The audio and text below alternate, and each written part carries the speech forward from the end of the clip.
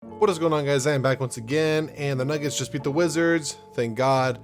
Also, you can see my mic. I move my mic around my setup, so when I'm gaming, I can kick back and I can actually like bring it out. It's normally behind my monitors, but I was like, I kind of want it to be a little bit closer. That way, I could. Yeah, this chair's not comfy after I work in this chair for like 8 hours, and then I'm trying to game for another. Anyway, but that's besides the point. The Nuggets beat the Wizards, and the first half was honestly pretty ugly. It was pretty gross. Yeah, man, they just didn't come with the heat. It was kind of weird. There were some points I wanted to talk about. First point, if I remember right from my phone, my phone's about to die, so I don't have it. First point was Bruce Brown, his floaters, man.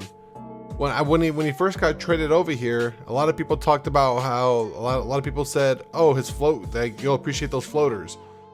Even the announcer was like, I haven't seen him. I don't remember the last time I've seen one of his floaters go in.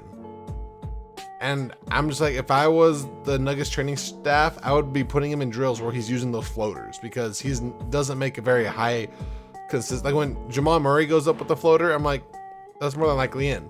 When Bruce Brown goes up with his floater, I'm like, it's more than likely not in. Like it's off. It's weird. And then he always has one play that it's fucking goofy, man. Like, it was towards the end of the game, I think, or the end of the third quarter or something. I forgot when it was. Jokic or someone just passed to him. Like, literally, Jokic did a handoff, screened. Bruce Brown just fumbled the fucking ball and turned it over. Like, he always has a bonehead play. I've been saying this the past, like, 7-8 games. Like, he always has a boneheaded play. But then he does some really good shit on defense. You're like, oh, that's why he's in. So, anyway, I like Bruce Brown. I just need him to work on that floater. The floater game and his 3-point range. I think the announcer at the time when he said it in the middle of the game said that Bruce Brown was 3 for 20 in the month of March. 3 for 20. What a great time to fall off. Jesus Christ, dude. Hopefully he can pick that up for the playoffs, because the reason why we were so successful was because KCP was hitting threes. Bruce Brown was coming off the bench hitting threes. Like, that's why we're so successful, because everyone was hitting their threes. MPJ's still hitting. Murray's kind of iffy. Jokic is still decently hitting. Aaron Gordon surprisingly starting to hit a little bit more now. But yeah, just need those threes, to go up a little bit more. Percentage wise, not shot attempts, percentage wise. Let's see what else. When Jokic is not in the game, we all know it's the kiss of death. It is terrible. The announcer said that basically when Jamal Murray's in, when they're staggering and Jamal Murray's in with the bench unit, they just double team. They just blitz. They just double team the hell out of Murray. No one else is gonna score. And I kind of agreed with them. I think on the court at the time was Christian Brown. I think it was Najee, Jeff Green, and maybe Bruce Brown. Yeah, Bruce Brown. I remember he drove in, did a nice little handoff to Najee. So yeah, like when that team's in, they're not wrong. You got Bruce Brown shooting 3 for 20 this year on 3-point range. His floater is just non-existent for some reason. Christian Brown, I love that man, but he is not his own shot creator. Let's be real. He's more of that slasher, shoot up 3-point. All right, not post up, just just a 3-point shooter, a stand-up post-up shooter. And then we got Zeke Naji, who can't really create his own either. Jeff Green could barely create his own. Every time he creates his own shot, I kind of get scared. But it's just basically Murray, and that's it. And that's what defenses are doing. Whenever Murray is with that second unit, no one else is going to score. We need that guy on the second unit who could do something. I wouldn't say Bones, because Bones, we all know how that went. Like, he's kind of, yeah, he did that hero selfish ball, which we don't need. So I'd rather not prefer that. But we just need someone who's, it's just odd. It's so night and day how our team is compared to when the starters are in. When the starters are in, there's a lot more cutting, a lot more movement, a lot more it's a lot better basketball. Once the bench players are in, it's stagnant, man. Like, nothing happens. Not like someone passes the ball and they just stand there. Our passing has been kind of sus. Our turnovers have been kind of stupid. We've done some more turnovers at the half court, which makes no sense. How you gonna turn it over at the top of the key when you're setting up your play? That makes no sense. And then Just the bench, man. Just the bench needs to step it up. That's really it. Because the starters took over in the third. And honestly, I was dozing in and out of sleep. But I came to in the middle of the third, and yeah, we're up by like 15, 20. We go into the fourth, think we're up by like 23, and then halfway through the fourth, we're up by 10. We were up by 23 going into the fourth. I think we're going into the fourth, or we're up by 20, something like that.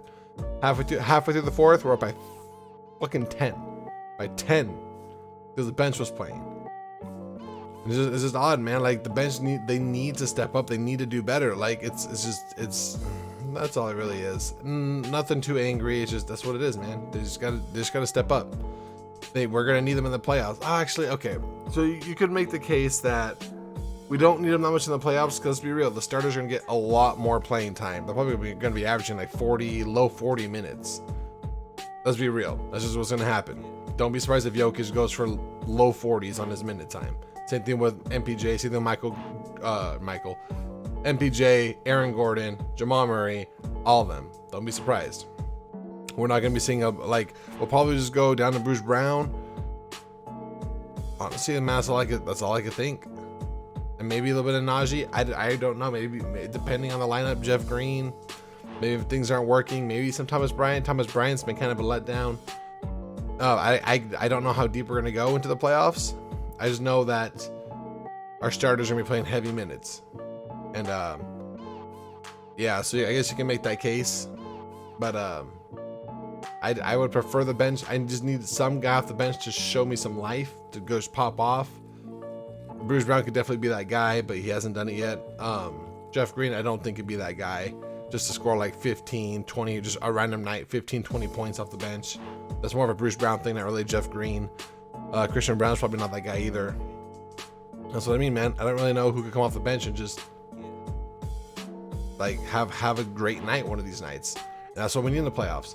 For one player to have a really great night and get us a win. It's only 4 games, and it's only 4 wins. That's all we need. So I think I heard Coach Malone say there's 9 games left in the season. I'm like, eesh. We're getting there, man. We're getting there. I'm getting nervous. Big games coming up between the Bucks on Saturday, 76ers on Monday, and I really do think it might determine the MVP race. If Jokic has a dominant night against Giannis and has another dominant night against Embiid, I don't know, but Embiid looks like, bro, he looks like he has his number. He looks like he has Jokic's number, because last time they played, man, he wanted it, and Jokic, he needs to do something, man. I know he says he doesn't care about the MVP. That's cool, but I do. Actually, I don't really. I want the championship more than the MVP. I just hate how annoying the fans are for Embiid. I'm just like, oh my God, shut up. Like, if Jokic doesn't win it, I already said, congrats to Embiid if he does win it. I'm not salty. But God, Embiid fans are just like, oh, why not? Blah, blah, blah. It's like, shut the fuck up, bro. So yeah, that's the only reason why it would bug me if Embiid won it. It's fans, man. The fans are like, hey, Jokic, yeah, he had a great case. He could have won it too. That's all I'm at. That's what I say with Embiid. He has a great case. So yeah, I think those 2 games will heavily weigh into the MVP race. I do this like I'm juggling balls. But yeah, so that's what I'm waiting for, man. Saturday, I might just be a fat ass, drink, and go out to the bar to either drown my sorrows or celebrate. I get paid tomorrow. We'll see how, I get paid tomorrow. We'll see how Saturday comes. Yeah, man, we'll see how this goes against the Bucks and Giannis. So thank you guys so much for watching, man. I'm not gonna say it was a great team win. The third quarter was a great win. The end of the fourth was a pretty great win. The bench was kind of meh. Overall, that's it. So I'll see you guys next time. Have a good one.